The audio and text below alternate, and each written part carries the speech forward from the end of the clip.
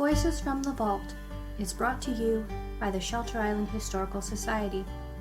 This story was researched, written, and read for you by Mariah Moore.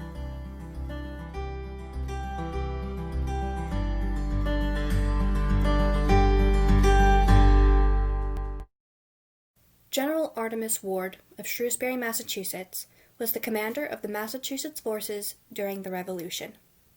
He was Speaker of the House for the Massachusetts House of Representatives, a member of the Continental Congress, a judge, and a key figure in the quashing of Shays' Rebellion, a couple years after giving everything to Washington's Rebellion. But General Artemus Ward is not the subject of this story. That honor goes to his great-grandson, who was also named Artemus Ward, the third of his name within his family line. Our Artemus, who will henceforth just be called Artemus, was born in New York City to Henry Dana Ward and his second wife, Charlotte Galbraith Ward. Henry was a Harvard graduate, shout out to the class of 1816, and an Episcopalian minister and abolitionist. After moving to New York from West Virginia, where he and Charlotte had married, the pair founded a girls' school, and Henry wrote at least 4 books advocating for his various beliefs. It was while the family was living in New York that Artemus was born, and there he was raised and educated. The American Civil War broke out when Artemus was 14, too young to serve, but a few years later he began working at the New York Soldiers' Depot, which served and rehabilitated Union soldiers returning from the front. After the Civil War, Artemus moved to Philadelphia to work for Isaac Hoff and Company, importing and exporting to and from Cuba and the Caribbean, and there, in Philly, he gained great success. The fortune of his family, combined with success in his career, allowed young Artemus to purchase a great swath of land on the southern side of Shelter Island. He had a large home built at the tip of a point on the southern channel just across from North Haven, to be used as a second home for summers and holidays.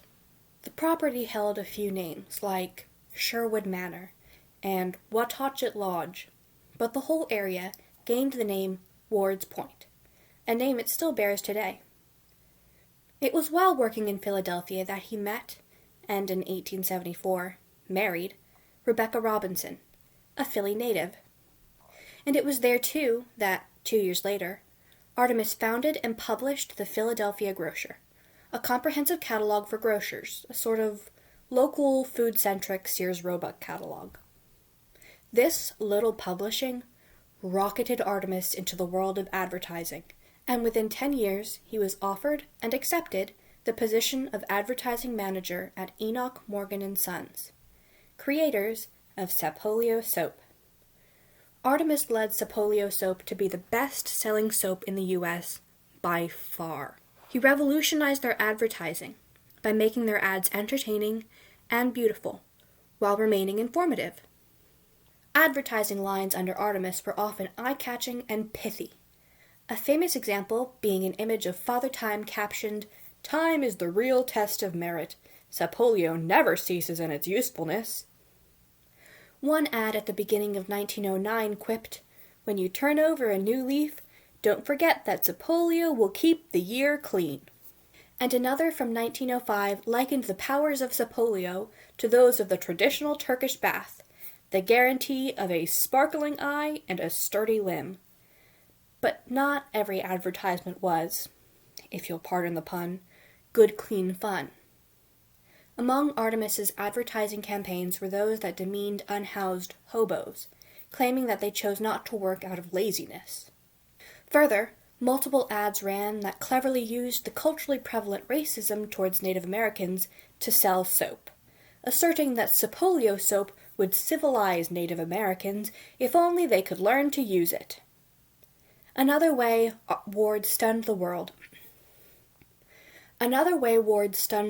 with his advertising was through an 1892 publicity stunt, in which an experienced sailor was hired to sail a 14-foot-long boat named Sapolio from Atlantic City, New Jersey, to Palos, Spain, the port from which exactly 400 years earlier Christopher Columbus had sailed west in search of the fabled Atlantic Passage and stumbled across our continent, in a much larger boat, I may note, and not making the journey solo.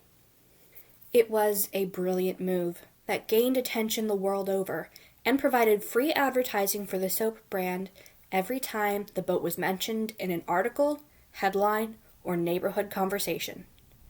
A stroke of brilliance, this publicity stunt was far from Artemis's greatest idea. You see, Artemis Ward was the first person to introduce transit ads. That's right. Every ad plastered into the inner walls of a Paris metro car is due to Artemis Ward. Every bus bench in rural Iowa proclaiming the phone number for a personal injury lawyer, every peeling movie poster on a miniature billboard at a train station in South London, every graffitied over mattress ad on the New York subway is thanks to Artemis Ward. Of course, what transit advertising looks like today is very different from its origins. But it was Artemis Ward who, in 1899, purchased the rights to all transit ads on Brooklyn Transit, Interborough Transit, and the New York Elevated Train, as well as the exclusive rights to vending machines on these transport lines. Now I know what you're thinking. Vending machines in 1899? Yes! Odd as it may seem, vending machines were invented in England in 1883 and were an instant hit, taking places at rail stations all over the world, and were a common sight in cities by the time Artemis bought up the rights to sell from them in New York City public transportation. The innovation of transit advertising changed the ad world, and the vending machines were so popular that Artemis bought up factories to provide the candy and gum for his booming business. 11 years after his great innovation, Artemis published another grocer's aid. This one, the Grocer's Encyclopedia, which was an incredible, comprehensive dictionary of popular foods from many culinary traditions, and included bright, colorful illustrations. Artemis wrote in the introduction to the book, "The grocer who does not think better of his calling in life as he glances over this book is not worthy of it. Forest and ocean, land and sea, the animal and the vegetable kingdoms, the earth and its fullness, all are tributary to his trade." In short, he was a bit of a foodie. When the King Motor Car Company was struggling in the early 1910s, Ward purchased substantial shares in the company and installed his only child, Artemis Jr., as the president. The younger Ward led the company to great success for a few years, but after a bad year, Artemis Sr. sold the company voluntarily rather than try to recover it. After the turn of the century, the Ward family held a few farms, including a dairy farm in Orange County, New York, and a farm on the Shelter Island property, which consisted of orchards, pigs, Guernsey cows, and more. The farm on the Ward estate employed full-time farmhands and housed them on the property. As wealthy summer residents, many might think that they would remain aloof of the community, but the Wards were certainly involved in the life of their summer hometown, and for many years, Artemis was a church warden at St. Mary's Episcopal Church on Shelter Island, remaining in the tradition in which he was raised by his Episcopalian Reverend Father. Artemis was a philanthropist and a historian, belonging to more than one society devoted to preserving American history and antiquities, working hard to maintain a museum about his own great-grandfather, the General Artemis Ward, and even gifting Shrewsbury, Massachusetts, a library, both building and books, to be named for the general who lived there. He opened and led a home for disabled men in New York, in which over 300 men were housed and taught trades that they were often barred from.